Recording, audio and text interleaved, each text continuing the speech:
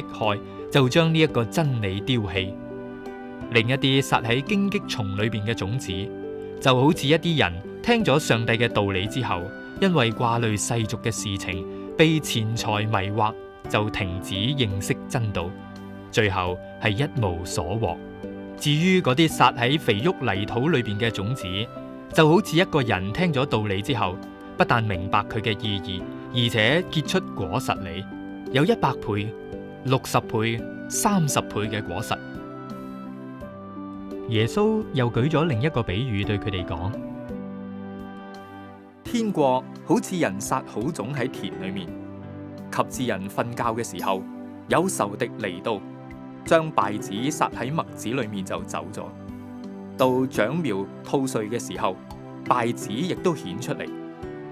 田主嘅僕人嚟話俾佢聽：主啊，你唔係撒好種喺田裏面嘅咩？啲稗子喺邊度嚟噶？主人就話：呢啲係仇敵做嘅。僕人話：使唔使我哋去掹嗰啲嘅稗子出嚟啊？主人話：不必啦，恐怕而家掹稗子，連麥子都掹埋出嚟，就容許兩樣一齊生長，等到收割啦。當收割嘅時候，我會對收割嘅人話：首先將稗子掹出嚟，紮成一捆一捆，留住嚟焚燒，然後將麥子存入倉裏面。耶穌又再用一個比喻對佢哋講：天國正如一粒小小嘅芥菜種，人將佢種喺田裏邊。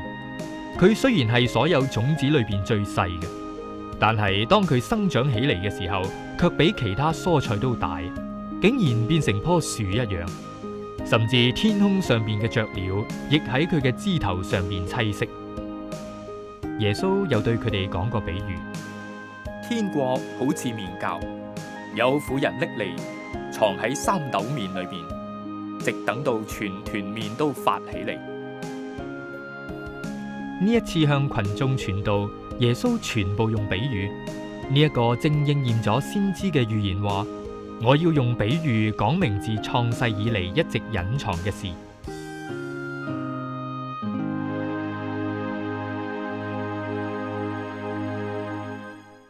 後嚟耶穌離開咗群眾，翻到入屋，門徒亦都同埋入去，就問耶穌啦：請你將田間稗子嘅比喻解釋俾我哋知啊！